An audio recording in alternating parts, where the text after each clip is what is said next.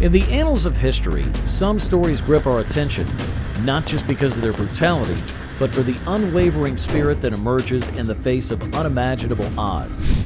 Imagine a schoolgirl, not much older than the textbook she carries, thrust into a world where innocence collides violently with the harsh realities of conflict. The brutality of Vo Thi Sau's execution echoes throughout the corridors of history, leaving an unforgettable mark that demands our attention and reflection. So grab a seat by the campfire of history as we delve into the harrowing account of Vo Thi Sau, the Vietnamese schoolgirl guerrilla. The schoolgirl who shook French rule in Vietnam. Vo Thi Sau, a fearless Vietnamese revolutionary, played a vital role in opposing the French during the Indochina War. Born on December 1st of 1933 in the Mekong Delta province of Binh Tre, her early years weren't a walk in the park.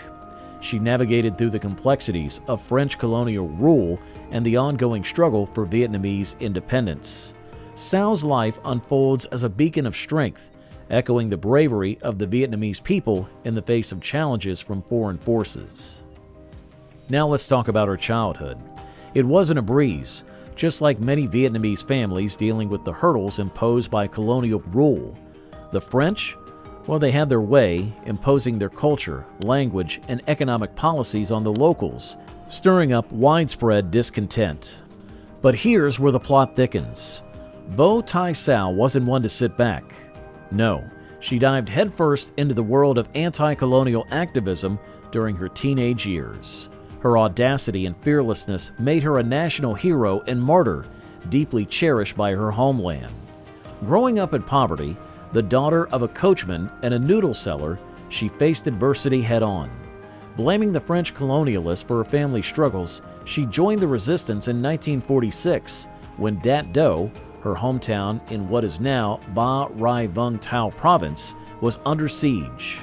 In the face of losing their homeland, the people of Dat Do rallied, and Sau became an integral part of the fight against French colonialism. Her job? A delivery officer with a knack for spying on the enemy and bringing back the juiciest news. This young dynamo, known for her ninja-like stealth, practically mastered the art of being invisible. Let's rewind to July of 1948, when Sau pulled off a jaw-dropping feat. Messing with the French National Day celebration, despite knowing the gig was risky business, Sau was all in. The night before the event, she cleverly stashed a grenade in a market corner near the main stage. Come morning, with everyone eagerly awaiting the provincial head's grand entrance, Sau hurled that grenade, shaking things up big time. Result? 1 person died, 12 were injured, and the meeting scattered like leaves in the wind. Viet Minh's power was consolidated, but Sau wasn't just a one-hit wonder. She took on the notorious Kai Tong, the head guard for the French authorities in Dat Do. Sau boldly chucked a grenade right at his mug. Tong was battered, but alive, and French occupiers were shaken to the core, fearing the might of the Viet Minh. Vo Thi Sau's last stand for Vietnam. As fate would have it, Sau's knack for grenades caught up with her in a twist of events. In 1949, the lively streets of Dat Do were buzzing with the Lunar New Year preparations. Amidst the hustle, Sau, blending in barefoot with the crowd, carrying a seemingly innocent basket of veggies. Little did anyone know, hidden inside were 2 grenades, ready for her final showdown. Her target? Ca Day and Ca Suat, 2 Vietnamese who pledged allegiance to French authorities, leaving a trail of bloodshed in their wake. Sau, with a determined spirit, unleashed the first grenade, landing a blow on both men. But as she went for round 2, the grenade decided to play it cool and refused to explode. And that marked the end of Sau's undercover mission. She was swiftly nabbed, her daring escapes coming to a halt. The next 3 months unfolded in the harsh embrace of the Ba Ria prison, where Sau faced the torment of interrogation and torture. For 3 tough months in the Ba Ria prison, French colonists tried to break Sau, using savage torture methods, hoping she'd spill the beans about higher-ups. But Sau, a real tough cookie, didn't utter a single word. They then shuffled her over to the Kam Chi Hoa prison in Saigon, where the story takes an unexpected turn. Word has it, she became the backbone for her fellow imprisoned soldiers, lifting their spirits and becoming the go-to person for the Viet Minh crew behind bars. Sau wasn't just sitting around, though. She kicked into resistance mode, demanding better living conditions in jail and standing tall against her jailers, who were supposedly scared of her. The French occupiers were getting jittery because this schoolgirl with a heart of steel had an unbreakable spirit and a knack for firing up the Viet Minh troops. So they decided to throw her into a trial and shockingly sentenced her to death, even though she hadn't even hit 18 yet. The public wasn't having it, though. People from both sides, the Vietnamese and the French, raised a ruckus, pointing out that she was a minor and a girl. Forced by the uproar, they backed off and gave her a stay of execution. Sau hung tight in Kam Chi Hoa until January of 1952.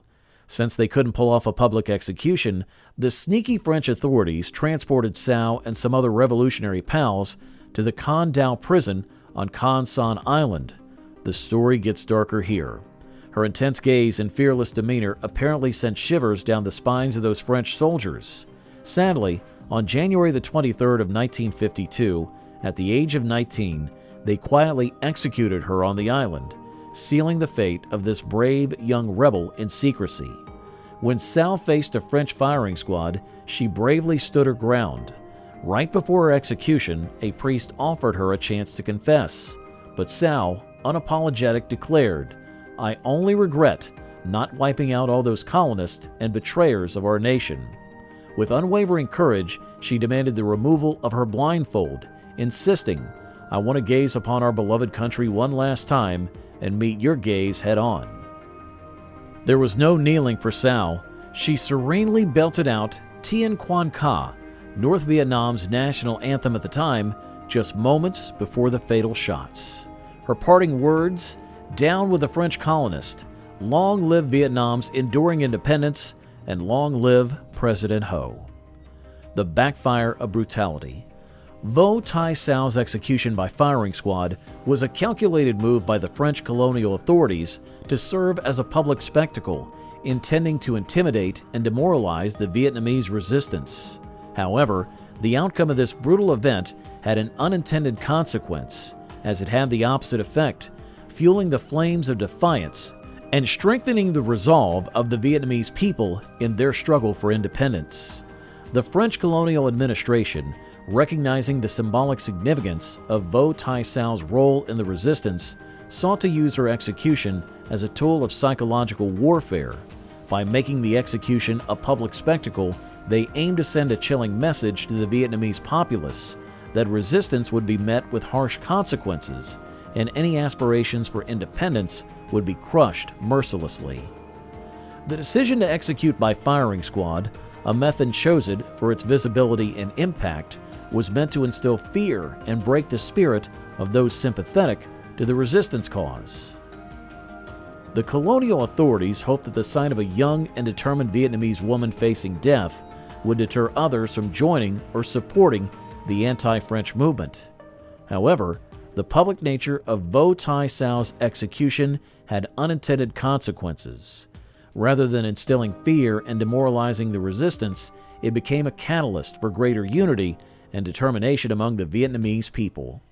The stark contrast between Sau's courage in the face of death and the brutality of the colonial forces served to fuel public sentiment against the oppressors. Vo Thi Sau's execution became a rallying point for the Vietnamese resistance, turning her into a martyr and a symbol of the ongoing struggle for independence. The public spectacle created a collective sense of outrage and strengthened the resolve of those already involved in the resistance, while also inspiring others to join the cause. The very act intended to quash the resistance inadvertently fanned the flames of dissent.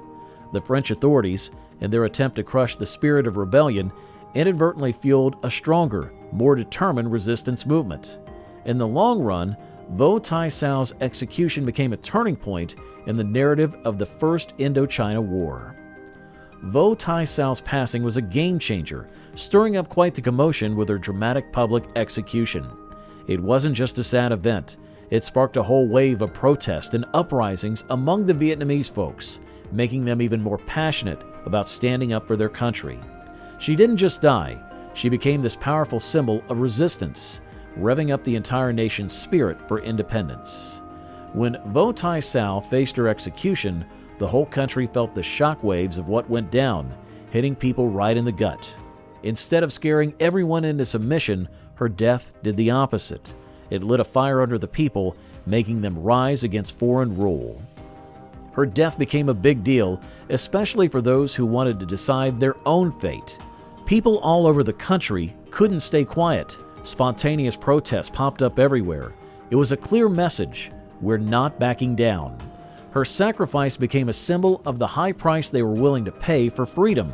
The protests weren't confined to one area. They spread like wildfire, bringing Vietnamese people together from all over, united in their fight for the common cause. A tribute to Vietnam's national heroine. Vo Thi Sau's legacy is alive and thriving in Vietnam. From monuments and temples to streets, schools, and cultural works, her story is everywhere, making her a true icon in Vietnamese history. The whole country has made sure her memory stays strong. If you travel around Vietnam, you'll spot loads of monuments and memorials dedicated to Vo Thi Sau. They're powerful reminders of her sacrifice, creating spots for people to remember and think about the national heroine. Take, for example, the Vo Thi Sau Memorial in her hometown of Trian, Dong Nai Province. It's a standout tribute that draws folks in for a moment of reflection. But it's not just physical monuments that keep her memory alive. Temples and shrines dedicated to her add a spiritual touch to her legacy. People go there for rituals, prayers, and ceremonies, connecting with the spirit of the woman who embodies the resilience of the Vietnamese people. Education plays a big part as well. Schools named after Sau aren't just places for learning about her life. They're hubs for understanding Vietnam's fight for independence. Teachers make sure her story is part of the curriculum, so younger generations don't forget her contributions. It's about passing on the torch. Sau isn't confined to history books, she's in the arts as well. Books, poems, songs, paintings, and sculptures, they all tell her story, ensuring that her legacy lives on in the hearts and minds of the people.